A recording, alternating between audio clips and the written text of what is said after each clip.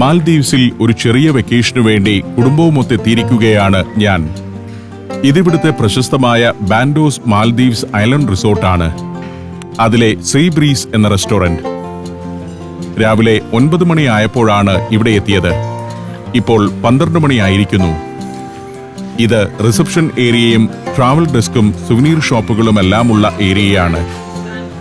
റിസോർട്ടിലൂടെ ഒന്ന് ചുറ്റി നടക്കുകയാണ് ഞാൻ. ഇവിടെ ചില പഴയ കെട്ടിടങ്ങളുണ്ട്. 1972 റിസോർട്ട് പ്രവർത്തനം തുടങ്ങിയ കാലത്തുള്ളതായിരിക്കാം. മാൽദീവ്സിലെ തന്നെ ഏറ്റവും ആദ്യത്തെ റിസോർട്ടുകളിലൊന്നാണിത്. 60 ഏക്കറോളം വരുന്ന ദ്വീപാണിത്. ടൂറിസ്റ്റുകൾക്കായി നിരവധി ഫെസിലിറ്റികൾ, അതിന്റെ ബോർഡുകൾ കാണാം. നമ്മുടെ നാട്ടിൻപുറത്തെ ഒരു പഴയകാല ഗ്രാമം പോലെയുണ്ട്. വള്ളിപ്പടർപ്പുകളും കാവുകളുമെല്ലാം ഉള്ളൊരു ദ്വീപ്. ഒരു റിസോർട്ടിനായി കൃത്രിമമായി ഒരുക്കിയതായി തോന്നുന്നില്ല. ഓരോ ഇടവഴികളിലും ടൂറിസ്റ്റുകളുടെ ചെറിയ സംഘങ്ങൾ. ദ്വീപൊന്നാകെ ബാൻഡോസ് റിസോർട്ടിന്റേതാണ്. മണൽ വിരിച്ച വഴികളാണ്. ക്ലീനിങ്ങിനായി പോകുന്ന റിസോർട്ട് ജീവനക്കാരും ടൂറിസ്റ്റുകളും വഴിയിൽ. കേരളത്തിന്റെ ഒരു തീരദേശ ഗ്രാമം പോലെയുണ്ട്. ഓലമേഞ്ഞ കോട്ടേജുകൾ. ഇതാണ് ടൂറിസ്റ്റുകൾ താമസിക്കുന്ന വീടുകൾ. അതിനെല്ലാം വലിയ വാടകയാണ്. 20,000 രൂപയിലേറെ വരും പ്രതിദിന നിരക്ക്. പൂൾ വില്ലകളാണ് ഇത്. മരം കൊണ്ട് പണിത് ഓലമേഞ്ഞ വീടുകൾ. അതിന്റെ ഒത്ത മധ്യത്തിലായി ഇങ്ങനെ സുന്ദരമായ പളുങ്കുജലം നിറഞ്ഞുകിടക്കുന്ന പൂൾ. അതിലിറങ്ങി ഒന്ന് നീന്താൻ ആരും കൊതിച്ചു പോകും. അല്പം കഴിയുമ്പോൾ ഇതിൽ ആളുകൾ നിറയുമായിരിക്കാം. സ്ഫടികസമാനമായ ജലം. സായിപ്പുമാർ എത്തുന്ന ഏതൊരു റിസോർട്ടിലും ഇങ്ങനെയൊരു കുളം നിർബന്ധമാണ്. അതിൽ എല്ലാ സുരക്ഷാ മുൻകരുതലും, പൂളിന് ഒരു സൂപ്പർവൈസറും ഒക്കെ ഉണ്ടാവും. അതിനെല്ലാം പുറമെ പൂൾ ബാർ എന്നത് ഒരു പ്രധാന ഘടകമാണ്. വെള്ളത്തിൽ കിടന്നുകൊണ്ട് മദ്യപിക്കേണ്ടവർക്ക് അതിനുള്ള സൗകര്യം. കുളത്തിന്റെ ലെവലിലാണ് ബാർ. ചുറ്റും കുടകൾ. അതിനു ചുവട്ടിൽ പൂൾ ചെയറുകൾ. മനോഹരമായ ഓർക്കിഡുകൾ. നാച്ചുറലായി തന്നെ എല്ലാം സജ്ജീകരിച്ചിരിക്കുന്നു. പ്രകൃതിയെ സംരക്ഷിക്കുന്നതിലുള്ള ഉത്തരവാദിത്ത ബോധത്തോടെയാണ് ഇവർ ഇതെല്ലാം ചെയ്യുന്നത്. ചെടികൾ വെച്ചുപിടിപ്പിച്ചിട്ടുണ്ടെങ്കിലും പ്രകൃതിദത്തമായവയെ പരമാവധി സംരക്ഷിക്കുന്നുമുണ്ട്. എല്ലാ കോട്ടേജുകളിലും ആളുകളുണ്ട്. നവംബർ മുതൽ ഏപ്രിൽ വരെയാണ് മാൽദീവ്സിൽ ഏറ്റവും അധികം ടൂറിസ്റ്റുകളെത്തുന്ന സീസൺ. ഇവിടെ ഒരു ക്ലബ് ഹൗസ് ഉണ്ട്. ജിമ്മും മറ്റും അവിടെയാണ്. ഇക്കാണുന്നത് ഇവിടുത്തെ ക്ലിനിക്കാണ്. ഫാർമസിയും മറ്റുമുണ്ട് അതിനകത്ത്. നേരെ മുന്നിൽ ഒരു ഡൈവിംഗ് സെന്ററാണ്. സ്കൂബ ഡൈവിംഗ്, സ്നോർക്കലിംഗ് എന്നിവയൊക്കെ സംഘടിപ്പിക്കുന്ന ഇടം. ഇക്കാണുന്നതാണ് ബീച്ച് കോട്ടേജുകൾ. അത്തരം 2 എനിക്കും കുടുംബത്തിനും വേണ്ടി ബുക്ക് ചെയ്തിരിക്കുന്നത്. അതിന്റെ തൊട്ടുമുന്നിൽ ഇളം നീല ജലവുമായി കിടക്കുന്ന ബീച്ചാണ്. ബീച്ചിനോട് ചേർന്നുള്ള കോട്ടേജ് വേണമെന്നതിനാലാണ് ഞാൻ ഇതെടുത്തത്. ഏതാണ്ട് 13,000 രൂപ ഈ കോട്ടേജുകൾ ഓരോന്നിനും ഒരു രാത്രിക്ക് വരും. എങ്ങും ചെടികൾ വളരുന്നു. അങ്ങിങ്ങായി ഇത്തരം ചെറിയ മണ്ഡപങ്ങളും പന്തലുകളുമുണ്ട്. ഞാൻ ബീച്ചിലേക്ക് തന്നെ നടന്നു. ദ്വീപിന്റെ ചുറ്റോടു ചുറ്റും ഈ റിസോർട്ടിന്റെ പ്രൈവറ്റ് ബീച്ചാണ്. പുറമേ നിന്ന് ഒരാളും ഇവിടേക്ക് വരില്ല. അതുകൊണ്ട് തന്നെ ടൂറിസ്റ്റുകൾക്ക് സ്വതന്ത്രമായി ഇതെല്ലാം ആസ്വദിക്കാം. നല്ല തെളിഞ്ഞ ജലം. 1.5 വയസ്സുള്ള കുട്ടിയെ പോലും ഇതിൽ ഇറക്കിവിടാം. ആഴം കുറവാണ്. തിരമാലകളില്ല താനും. ആഴമുള്ള ഭാഗത്തെത്താൻ തീരത്തു നിന്നും കുറേ പോകണം. ആർക്കും ഇറങ്ങി നീന്താം. അപകട സാധ്യത തീരെയില്ല. അങ്ങകലെ കാണുന്നത് ഹുവാൻ ബാറാണ്. റിസോർട്ടിന്റെ ഭാഗമായ ബാർ. കടലിലേക്ക് ഇറക്കി നിർമ്മിച്ച ഒരു പാലത്തിലാണ് ബാർ പ്രവർത്തിക്കുന്നത്. മാൽദീവ്സിലെ മിക്ക റിസോർട്ടുകളിലും ഇങ്ങനെ വെള്ളത്തിൽ നിന്നും തൂണുകളിൽ നാട്ടി നിർത്തിയ കെട്ടിടങ്ങളും വലിയ പ്ലാറ്റ്ഫോമുകളും കോട്ടേജുകളുമുണ്ട്. ധാരാളം ആളുകൾ കുടുംബവുമായാണ് ഇവിടേക്ക് വരുന്നത്. അവർക്ക് സ്വതന്ത്രമായി ഇവിടെ ജലക്രീഡകളിൽ ഏർപ്പെടാം. തുറിച്ചു നോക്കാനോ ശല്യപ്പെടുത്താനോ ആരുമുണ്ടാവില്ല. വിവാഹം, കോർപ്പറേറ്റ് മീറ്റിംഗുകൾ എന്നിവയ്ക്കെല്ലാം വേദിയാകാറുമുണ്ട് ഇവിടുത്തെ റിസോർട്ടുകൾ. ഹണിമൂണിന്റെ ഒരു പ്രധാന കേന്ദ്രം കൂടിയാണ് മാൽഡീവ്സിലെ ഇത്തരം റിസോർട്ടുകൾ. കൂടാതെ കുട്ടികൾ ഉൾപ്പെടെ കുടുംബമായും ധാരാളം പേർ വരുന്നു. ഫാമിലി ഫ്രണ്ട്ലി റിസോർട്ടാണ് ബാൻഡോസ്. എല്ലാവരും ഉല്ലാസത്തിലാണ്. പോസ്റ്റ് ചെയ്യുന്നു, ഫോട്ടോ എടുക്കുന്നു, അതെല്ലാം നന്നായി ആസ്വദിക്കുന്നു. 3-4 ദിവസം ചെലവിടാൻ പറ്റിയ ഗംഭീര സ്ഥലം. കോരി കുടിക്കാൻ തോന്നുന്ന നല്ല തെളിഞ്ഞു ജലം. ബീച്ചിന്റെ മനോഹാരിതയാണ് ഏറ്റവും പ്രധാനം. മനോഹരമായ മണൽപ്പരപ്പ്, തെങ്ങിൻ തോപ്പുകൾ, അതിന്റെ തണൽ, ഇളം കാറ്റ്, മദ്യം ആവശ്യമുള്ളവർക്ക് അത്. വൈകുന്നേരം കൾച്ചറൽ പരിപാടികൾ. ഭക്ഷ്യവൈവിധ്യത്തിന്റെ 7 റെസ്റ്റോറന്റുകൾ തന്നെ ഇവിടെയുണ്ട്. 24 മണിക്കൂറും ഭക്ഷണം ലഭിക്കുന്ന റെസ്റ്റോറന്റുകളാണത്. നേരെ മുന്നിൽ കാണുന്നത് ഹുവാൻ റെസ്റ്റോറന്റ് ആണ്. വലിയൊരു റെസ്റ്റോറന്റ്. അതിനു മുന്നിൽ നിന്ന് കടലിലേക്ക് നീണ്ടുപോകുന്ന ഒരു മരപ്പാലമുണ്ട്. മനോഹരമായ ഒരു നിർമ്മിതിയാണിത്. അതിങ്ങനെ വെള്ളത്തിന് മുകളിലേക്ക് നീണ്ടുകിടക്കുകയാണ്. ഇതൊക്കെ ഏറെ കലാപരമായാണ് സൃഷ്ടിച്ചു വച്ചിരിക്കുന്നത്. പാലത്തിന്റെ വളവുകളും തിരിവുകളും കൈവരികളും മധ്യത്തിലെ മണ്ഡപവുമെല്ലാം സുന്ദരം. തടികൊണ്ട് പണിതതാണ് ഇതെല്ലാം. നീലജലത്തിൽ ബോട്ടുകൾ. രാവിലെ 10 മണി മുതൽ അർദ്ധരാത്രി വരെ തുറന്നിരിക്കുന്നതാണ് ഹുവാൻ ബാർ. നട്ടുച്ച നേരമായതിനാലാവാം ഇപ്പോൾ അധികം ആളുകളെ ഇവിടെ കാണാത്തത്. ഒരു സൺഡെക്ക് ആണിത്. അസ്തമനം കാണാൻ ഏറ്റവും പറ്റിയ സ്ഥലം. നേരത്തെ കണ്ട സീ ബ്രീസും ഈ വിധം പണിതിരിക്കുന്നതാണ്. അത് പക്ഷേ വലിയ റെസ്റ്റോറന്റ് ആണ്. ഇതാകട്ടെ ബാറും. മദ്യമാണ് ഈ നിരത്തി വെച്ചിരിക്കുന്നത് മുഴുവൻ. ശ്രദ്ധേയമായ കാര്യം മാൽദീവ്സ് ശരിയത്ത് നിയമങ്ങൾ കർശനമായി അനുസരിക്കുന്ന ഇസ്ലാമിക രാജ്യമാണെന്നതാണ്. എങ്കിലും ഇവിടുത്തെ ഏത് റിസോർട്ടിലും മദ്യം സുലഭമാണ്. ജനവാസയിടങ്ങളിൽ മദ്യം കിട്ടുകയുമില്ല. വിമാനത്തിൽ മദ്യം കൊണ്ടുവരാൻ അനുവദിക്കില്ല. എന്നാൽ റിസോർട്ടുകളിൽ മദ്യം യഥേഷ്ടമുണ്ട് താനും. ഈ റെസ്റ്റോറന്റ് ഒരുക്കിയിരിക്കുന്നത് എങ്ങനെയാണെന്ന് കാണുക. ടൂറിസ്റ്റുകൾക്കിരിക്കാൻ പലതരത്തിലുള്ള കസേരകൾ, കട്ടിലുകൾ എന്നിവയെല്ലാം ഉണ്ട്. രാത്രിയിൽ നക്ഷത്രങ്ങൾ നിറഞ്ഞ ആകാശത്തേക്ക് നോക്കിക്കിടക്കാം. ജലത്തിന്റെ ശുദ്ധിയും തെളിമയുമാണ് മറ്റൊരു ശ്രദ്ധേയ കാര്യം. പവിഴപ്പുറ്റുകളാണ് അടിയിൽ. അതിന്മേൽ നീന്തുന്ന മത്സ്യങ്ങളെ കാണാം. ചിലർ ചെറിയ ബോട്ട് വാടകയ്ക്കെടുത്ത് ഡൈവിങ്ങിനോ സ്നോർക്കലിങ്ങിനോ പോയി മടങ്ങുന്നു. 215 മുറികളുണ്ട് ബാൻഡോസ് റിസോർട്ടിൽ. അവിടെയെല്ലാം കൂടി 600-ലധികം പേർക്ക് താമസ സൗകര്യവുമുണ്ട്. അത്രയാളുകൾക്ക് സൗകര്യങ്ങളും വിനോദോപാധികളും ഒരുക്കാൻ ആളുകളുണ്ടിവിടെ. 600ഓളം ജീവനക്കാർ. സ്കൂബ ഡൈവിംഗ് ഉൾപ്പെടെയുള്ള ആക്ടിവിറ്റികളുടെ പരിശീലകരും. വെള്ളത്തിനടിയിൽ പലതരം പവിഴപ്പുറ്റുകൾ കാണാം. പക്ഷേ അതിലൊന്നും ചവിട്ടാനോ തൊടാനോ പാടില്ല. ചിലർ കടലിനടിത്തട്ടിലെ കാഴ്ചകൾ കാണാനായി സ്നോർക്കലിംഗിൽ ഏർപ്പെടുന്നു.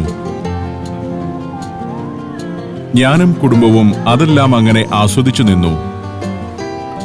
ഇവിടെ നിൽക്കുമ്പോൾ അങ്ങകലെ മാലി സിറ്റി കാണാം. 8 കിലോമീറ്റർ അകലെയാണത്. അതിനാൽ തന്നെ നേർത്ത ഒരു വരമ്പ് പോലെയേ തോന്നൂ. 10ഉം 20ഉം നിലയുള്ള കെട്ടിടങ്ങൾ കൊണ്ട് നിറഞ്ഞ ഒരു ദ്വീപ്. മാലി സിറ്റിയെ എയർപോർട്ടുമായി ബന്ധിപ്പിക്കുന്ന പാലവും ഇവിടെ നിന്ന് കാണാം. ആ പാലം വന്നതോടെ മാലിയുടെ മുഖഛായ തന്നെ മാറുകയായിരുന്നു. നേരത്തെ ചിതറിക്കിടക്കുന്ന ദ്വീപുകളിലായിരുന്നു ജനവാസം. ഒരു ദ്വീപിൽ നിന്ന് മറ്റൊന്നിലേക്കെത്താൻ ബോട്ടുകൾ മാത്രമായിരുന്നു ആശ്രയം. അവിടങ്ങളിലെ ആളുകളെ കൂട്ടിയിണക്കുന്നതും ഒരു പ്രതിസന്ധി ഉണ്ടായാൽ ദ്വീപിൽ നിന്ന് ഒഴിപ്പിക്കുന്നതുമെല്ലാം പ്രയാസമുള്ള കാര്യമായിരുന്നു. എന്നാൽ ഇപ്പോൾ മാലി സിറ്റി, ഹുൾഹുൾ ദ്വീപ്, ഹുളുമാലി എന്നിവ ഒറ്റ സമൂഹം തന്നെയായിരിക്കുന്നു. അങ്ങനെ മാൽദീവ്സിന്റെ വലിയൊരു ഭൂഭാഗം കരകൊണ്ട് ബന്ധിതമായി. വില്ലിംഗ്ലി എന്ന ജനവാസമുള്ള മറ്റൊരു ദ്വീപും ഇവിടെയുണ്ട്. അതിനെയും തലസ്ഥാന മാലിയുമായി ബന്ധിപ്പിക്കുന്ന ഒരു പാലം വരാനിരിക്കുകയാണ്.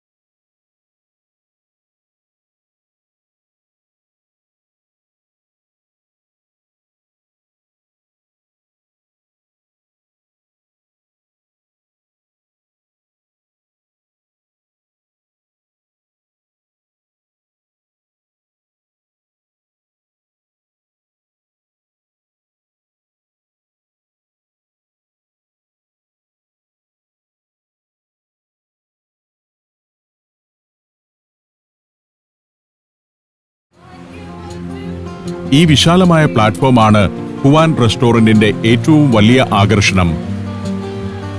കരയിൽ നിന്നും അകന്ന് കടലിലേക്ക് ഇറക്കി പണിതിരിക്കുന്നതാണിത്. ഇവിടെ ചില കോട്ടേജുകൾ കാണാം. വാട്ടർ വില്ലകളാണത്. കടലിൽ ഉയർന്നു നിൽക്കുന്ന തൂണുകളിൽ കുറെ കോട്ടേജുകൾ. ഇങ്ങനെയൊക്കെയാണ് ലോകത്ത് ടൂറിസം കൊണ്ട് വരുമാനം നേടുന്ന രാജ്യങ്ങൾ പ്രകൃതിയെ ഉപയോഗപ്പെടുത്തുന്നത്. ഇന്ത്യയിലെ തീരദേശങ്ങളിൽ ഇങ്ങനെയുള്ള സൗകര്യങ്ങൾ ഒരുക്കാൻ ഇപ്പോൾ തടസ്സങ്ങളുണ്ട്. ഇത്തരം ഫെസിലിറ്റികൾ ഉള്ളിടത്തേക്കാണോ അതില്ലാത്തിടത്തേക്കാണോ ടൂറിസ്റ്റുകൾ വരിക എന്ന കാര്യം നമ്മുടെ ഗവൺമെന്റുകൾ ചിന്തിക്കേണ്ടതുണ്ട്. പ്രകൃതിയെ തെല്ലും നശിപ്പിക്കാതെ ഇതൊരുക്കുന്നതിന് കൃത്യമായ സംവിധാനങ്ങളുണ്ട്. മാൽദീവ്സ് പോലൊരു രാജ്യം കടലിനെ മാന്യമായി ഉപയോഗിക്കുന്നു. കടലിന്റെ സൗന്ദര്യവും ആകർഷണീയതയും ആസ്വാദനവുമാണ് ഇവരുടെ ടൂറിസത്തിന്റെ മുഖ്യ ഘടകങ്ങൾ. ബീച്ചിൽ ഒരാൾ മുറിയെടുക്കുന്നത് കടലിനെ ആസ്വദിക്കാനാണ്. അതിനുള്ള സൗകര്യം ഒരുക്കിയാൽ ടൂറിസത്തിലൂടെ വലിയ വരുമാനമുണ്ടാവും. പ്രകൃതിയെ നോവിക്കാതെ ടൂറിസം നടപ്പാക്കാം. ആ വരുമാനം സാമൂഹ്യ സുരക്ഷാ പരിപാടികൾക്കും പാവപ്പെട്ടവരുടെ ജീവിത നിലവാരം ഉയർത്തുന്നതിനും അടിസ്ഥാന സൗകര്യം വികസിപ്പിക്കുന്നതിനും തുടങ്ങി പ്രകൃതിയെ സംരക്ഷിക്കുന്നതിനുള്ള പ്രവർത്തനങ്ങൾക്ക് വരെ വിനിയോഗിക്കാം. ഇത്തരത്തിൽ ലോകത്തിന്റെ നാനാഭാഗത്തു നിന്നും കുടുംബങ്ങൾ ഇവിടെ വരുന്നു. നമുക്കും കൊതി തോന്നുന്നില്ലേ ഇവിടെയൊന്ന് താമസിക്കാൻ? മാലിയിലെ ഇത്തരം റിസോർട്ടുകൾ ഒഴിവാക്കി കേരളത്തിലെ ബീച്ച് റിസോർട്ടിലേക്ക് ആളെ കൊണ്ടുവരാൻ ഏറെ പണിപ്പെടേണ്ടി വരും. നമ്മളാണെങ്കിലും ഏതാണ് തിരഞ്ഞെടുക്കുക എന്ന് ചിന്തിച്ചാൽ മതി. ഇവിടെ നിന്നുള്ള ഒരു വീഡിയോ കണ്ടാൽ ആളുകൾ ഇങ്ങോട്ട് പറക്കും. ടൂറിസം വളരണമെങ്കിൽ ഇത്തരത്തിലുള്ള സംവിധാനങ്ങൾ ഒരുക്കാൻ നമ്മളും ശ്രദ്ധിക്കേണ്ടിയിരിക്കുന്നു. ഇത്തരം സംവിധാനങ്ങൾ ഗ്രാമീണ ടൂറിസത്തിന് പകരമാണെന്നല്ല, തീരദേശ ഗ്രാമങ്ങളെ ഇത്തരത്തിൽ ഒരുക്കണം. 2 പേർ ഇവിടെ സ്നോർക്കലിംഗിൽ ഏർപ്പെടുകയാണ്. സ്നോർക്കൽ എന്ന ചെറിയ കുഴൽ വായിൽ ഘടിപ്പിച്ച് കടലിൽ കമഴ്ന്നു കിടക്കാം. വെള്ളം കടക്കാത്ത വിധമുള്ള ഒരു കണ്ണടയും വയ്ക്കും. അങ്ങനെ കമിഴ്ന്നു കിടക്കുമ്പോൾ ഒരു ചില്ലിലൂടെ എന്നോണം കടലിന്റെ അടിത്തട്ട് കാണാം. അടിത്തട്ടിൽ പവിഴപ്പുറ്റുകളാണ്. അതിനിടയിൽ ധാരാളം കോറൽ മത്സ്യങ്ങളുമുണ്ട്. ആ വർണ്ണ മത്സ്യങ്ങളെ കണ്ണു തുറന്നു വെച്ച് തന്നെ ആസ്വദിക്കാം. മാൽദീവ്സിലെ ഏതു ദ്വീപിന്റെയും തീരഭാഗങ്ങളിൽ ഏതു സമയത്തും ധാരാളം മത്സ്യങ്ങളെ കാണാം. ആ മത്സ്യങ്ങളെ ഒന്നും പിടിക്കാൻ ഇവിടെ അനുവാദമില്ല. പരിസ്ഥിതി സംരക്ഷണത്തിന്റെ ഭാഗമായ നിബന്ധനയാണത്. ലക്ഷക്കണക്കിന് പവിഴ മത്സ്യങ്ങളാണ് ഇവിടെയെല്ലാം ഉള്ളത്. അതിശയിപ്പിക്കുന്ന രൂപവും വർണ്ണവുമുള്ള മത്സ്യങ്ങളാണത്. അവയെ കാണാനാണ് ഇവരിങ്ങനെ നീന്തുന്നത്. ആഴം കുറഞ്ഞ കടൽ ഭാഗത്ത് വെറുതെ ഇങ്ങനെ നടക്കുന്നവരും നീന്തുന്നവരുമെല്ലാമുണ്ട്. വാട്ടർ വില്ലകൾ ഇവിടുത്തെ പ്രത്യേകമായൊരു ആകർഷണം തന്നെയാണ്. 60 ഏക്കർ വരുന്ന ദ്വീപിന്റെ ചുറ്റോടു ചുറ്റും ഇങ്ങനെ മണൽപ്പരപ്പായതുകൊണ്ട് എല്ലാവരും ഒരിടത്ത് കേന്ദ്രീകരിച്ചിരിക്കുകയല്ല. പല ബീച്ചുകളിലാണവർ. കൊച്ചുകുഞ്ഞുങ്ങളെ അമ്മ ധൈര്യപൂർവ്വം കടലിലേക്ക് ഇറക്കി വിടുന്നത് കാണാം. നമ്മുടെ നാട്ടിൽ ഒരമ്മ നീന്തൽ വേഷത്തിൽ മക്കളുടെ മുൻപിൽ പ്രത്യക്ഷപ്പെടുമോ? ഇവരുടെ കാര്യം അങ്ങനെയല്ല. ബാല്യം മുതൽ കുട്ടികൾ അവരുടെ മാതാപിതാക്കളെ കാണുന്നത് നീന്തൽ വേഷത്തിലും മറ്റുമാണ്. അതുകൊണ്ട് തന്നെ കുട്ടികളായിരിക്കുമ്പോഴേ അവർക്ക് മനുഷ്യ ശരീരത്തിലേക്ക് ഒളിഞ്ഞു നോക്കാനുള്ള കൊതി ഇല്ലാതാകുന്നു. അങ്ങനെ നിൽക്കെ മുകളിലൂടെ ഒരു പാരച്യൂട്ട് നീങ്ങി വരുന്നു. പാരാസെയിലിംഗ് ആണത്. ഒരു ബോട്ടാണ് ആ പാരച്യൂട്ട് വലിച്ചുകൊണ്ട് പോകുന്നത്. അതിൽ 2 പേർ തൂങ്ങിക്കിടക്കുന്നുണ്ട്. ദ്വീപിനു ചുറ്റും ഇങ്ങനെയൊന്ന് കറങ്ങും. അത് നല്ലൊരു അനുഭവമാണ്. ദ്വീപിനെ ആകാശത്തു നിന്നും കണ്ടുകൊണ്ട് അങ്ങനെ ഇരിക്കാം. മിക്ക ബീച്ചുകളിലുമുള്ള ഒരു വിനോദം. മാൽദീവ്സിൽ പാരാസെയിലിംഗ് കൂടുതൽ ആകർഷകമാകുന്നു. തീരക്കടലിന്റെ വർണ്ണവ്യത്യാസം, ബീച്ചുകളുടെ മനോഹാരിത, റിസോർട്ടിന്റെ തന്നെ ആകാശക്കാഴ്ച എന്നിവയെല്ലാം പാരച്യൂട്ടിൽ തൂങ്ങിയിരുന്നുകൊണ്ട് ആസ്വദിക്കാം. മാൽദീവ്സിൽ ടൂറിസവുമായി ബന്ധപ്പെട്ടിട്ടുള്ളതെല്ലാം തന്നെ വളരെ ചെലവേറിയതാണ്. എയർപോർട്ടിൽ നിന്നും ബാൻഡോസ് റിസോർട്ട് വരെ ഏതാണ്ട് 30 മിനിറ്റ് നീളുന്ന ബോട്ട് യാത്രയ്ക്ക് മാത്രം ഒരാൾക്ക് ചാർജ് $90 6300 രൂപയിലധികം. പാരാസെയിലിംഗ് പോലുള്ള ഓരോ ആക്ടിവിറ്റിക്കും $200-300 ചാർജ്. അത് മുടക്കാൻ തയ്യാറുള്ളവരാണ് ഇവിടേക്ക് വരുന്നത്. റെസ്റ്റോറന്റുകളിലും വലിയ നിരക്കാണ്. ഒരാൾക്ക് ഏറ്റവും മിതമായ ഭക്ഷണത്തിന് പോലും $20 വേണം. Full board, half board, breakfast മാത്രം എന്നിങ്ങനെ ഭക്ഷണത്തിന് പല വിഭാഗങ്ങളുണ്ട്. ഫുൾ ബോർഡിനാണ് വില ഏറ്റവും കൂടുതൽ. ഇതെല്ലാം ടൂറിസ്റ്റുകൾക്ക് വാടകയ്ക്കെടുക്കാവുന്ന ബോട്ടുകളാണ്. ഇവിടെ എല്ലാ ആളുകളും യാത്ര ചെയ്യുന്നത് ബോട്ടിലാണെങ്കിലും ടൂറിസ്റ്റ് ആണെങ്കിൽ അതിനുള്ള ചെലവ് കൂടും. ചെറുതും വലുതുമായ ധാരാളം ബോട്ടുകളുണ്ട് ഇവിടെ. ബോട്ട് വാടകയ്ക്കെടുത്ത് പുറംകടലിൽ ഗെയിം ഫിഷിംഗിന് വരെ പോകാം. റിസോർട്ടിനനുബന്ധമായുള്ള എന്തിനും വലിയ തുക മുടക്കണം ഇവിടെ. എന്നാൽ ചെലവ് പരമാവധി ചുരുക്കിയും മാൽദീവ്സിനെ ആസ്വദിക്കാം. പുളുമാലി ദ്വീപിൽ ധാരാളം ചെറിയ ഹോട്ടലുകളുണ്ട്. 3000-4000 ദിവസവാടകയ്ക്ക് അവിടെ മുറി കിട്ടും. കൊച്ചിയിൽ നിന്നും മാലിയിലേക്ക് റിട്ടേൺ ഉൾപ്പെടെ ഫ്ലൈറ്റ് ചാർജ് 10,000 രൂപയേ ഉണ്ടാവൂ. 5000 രൂപ ചെലവിൽ താമസിക്കുകയും ചെയ്യാം. വെയിൽ മൂക്കുകയാണ്. ഇനി അല്പം വിശ്രമിക്കണം. വന്നപ്പോൾ മുതൽ റിസോർട്ടിലൂടെ ചുറ്റി നടക്കുകയായിരുന്നല്ലോ. കോട്ടേജിലേക്ക് മടങ്ങി. 203 എന്റെ കോട്ടേജിന്റെ നമ്പർ. അവിടെ ചെന്ന് അല്പനേരം ഒന്നുറങ്ങണമെന്നുണ്ട്. ഉച്ചയുറക്കമെന്ന സംഗതി എനിക്കില്ലാത്തതാണ്. ഇന്ന് ഈ നല്ല തണുത്ത മുറിയിൽ കിടന്ന് ഒന്നുറങ്ങാൻ തീരുമാനിച്ചു. എത്രയോ കാലം കൂടിയാണ് ഉച്ചയ്ക്കൊന്നുറങ്ങുന്നത്. ദീർഘമായ സുന്ദരമായ ഒരുറക്കം. ഉണർന്നെണീറ്റപ്പോഴേക്കും നേരം ഇരുട്ടിയിരിക്കുന്നു. നന്നായി ഉറങ്ങി. റിസോർട്ടിന്റെ ലോബി ഏരിയയിലേക്ക് നടന്നു. ലൈറ്റപ്പ് ചെയ്തതോടെ അതിന് മറ്റൊരു ഭാവമായിരിക്കുന്നു. സീ ബ്രീസ് റെസ്റ്റോറന്റിലേക്കാണ് ചെന്നത്. ഞങ്ങൾ അലാകാർട്ട ഫുഡാണ് ഇഷ്ടപ്പെടുന്നതെന്നതുകൊണ്ടാണത്. മുറി ബുക്ക് ചെയ്യുമ്പോൾ തന്നെ ബുഫേ ഓർഡർ ചെയ്തിരുന്നില്ല. ബുക്കിംഗിൽ ബ്രേക്ക്ഫാസ്റ്റ് മാത്രം ഉൾപ്പെടുത്തി മറ്റു സമയത്തെല്ലാം ഓർഡർ ചെയ്ത് കഴിക്കാമെന്നാണ് ഞങ്ങൾ തീരുമാനിച്ചത്. വേറെയും ധാരാളം പേരുണ്ട് റെസ്റ്റോറന്റിൽ. ഇന്ത്യൻ ഭക്ഷണവും ഇവിടെ ലഭിക്കും. കടൽ പക്ഷികൾ രാത്രിയിലും ഇര തേടി നടക്കുന്നു. കുട്ടികൾക്കിഷ്ടമുള്ളത് അവർ ഓർഡർ ചെയ്തു. ഒരു ഇന്തോനേഷ്യൻ ഫ്രൈഡ് റൈസ് ആണ് ഞാൻ വരുത്തിയത്. ഭാര്യ ഒരു ബീഫ് ബർഗറാണ് ഓർഡർ ചെയ്തത്. അങ്ങനെ ഞങ്ങൾ ഓരോരുത്തരും അവരവരുടെ അഭിരുചിക്കിണങ്ങിയ വിഭവങ്ങളുമായി അത്താഴം ആഘോഷമാക്കി. ഇപ്പോൾ ഈ റെസ്റ്റോറന്റിൽ പൊതുവെ ആൾ കുറവാണ്. സീ ബ്രീസ് റെസ്റ്റോറന്റിന്റെ കടലിന് മുകളിൽ ഉയർത്തിക്കെട്ടിയ പ്ലാറ്റ്ഫോമിലാണ് ഇരിക്കുന്നത്. ഇതിവിടുത്തെ സാൻഡ് ബാറാണ്. ബില്ലിയാർഡ്സ് ടേബിളിൽ കുട്ടികൾ കളിക്കുന്നു. ബാറിൽ കുറെ ആളുകളുണ്ട്. ഇതിവിടുത്തെ റിസപ്ഷൻ ലോബി ഏരിയയാണ്. രാത്രിയായതോടെ ആളനക്കമില്ലാത്ത ഒരു സ്ഥലമായി ഇത് മാറിയിരിക്കുന്നു. ഞങ്ങൾ കോട്ടേജിലേക്ക് മടങ്ങാൻ തീരുമാനിച്ചു. ഇവിടെ ഒരു ഭാഗത്ത് വലിയൊരു ഫുട്ബോൾ ഗ്രൗണ്ട് ഉണ്ട്. ഒരു ഫ്ലഡ് ലിറ്റ് ഗ്രൗണ്ട്. ഈ ഫുട്ബോൾ ഗ്രൗണ്ടും റിസോർട്ടിന്റെ ഭാഗമാണ്. ഈ കളിക്കുന്നത് ടൂറിസ്റ്റുകളല്ല, റിസോർട്ടിലെ സ്റ്റാഫാണ്. ചുറ്റോടു ചുറ്റും ബീച്ചുകളും അതിനോട് ചേർന്ന് ടൂറിസ്റ്റുകൾക്കുള്ള സൗകര്യങ്ങളും എന്ന നിലയിലാണ് ഈ ദ്വീപിന്റെ ഘടന. ദ്വീപിന്റെ മധ്യഭാഗത്താകട്ടെ ടീം വില്ലേജ് എന്ന ചെറിയൊരു ഗ്രാമമാണ്. അവിടെയാണ് റിസോർട്ടിലെ 600ഓളം വരുന്ന സ്റ്റാഫ് താമസിക്കുന്നത്. അവർക്കുള്ള താമസയിടങ്ങൾ, മറ്റു സൗകര്യങ്ങൾ എന്നിവയെല്ലാം വില്ലേജിലുണ്ട്. കൂടെ ഇങ്ങനെയൊരു സിന്തറ്റിക് ഗ്രൗണ്ടും.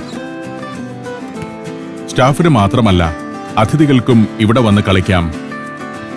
നല്ലൊരു ഫുട്ബോൾ ടീമുണ്ട് ബാൻഡോസ് റിസോർട്ടിന്. 600ഓളം സ്റ്റാഫുണ്ട്.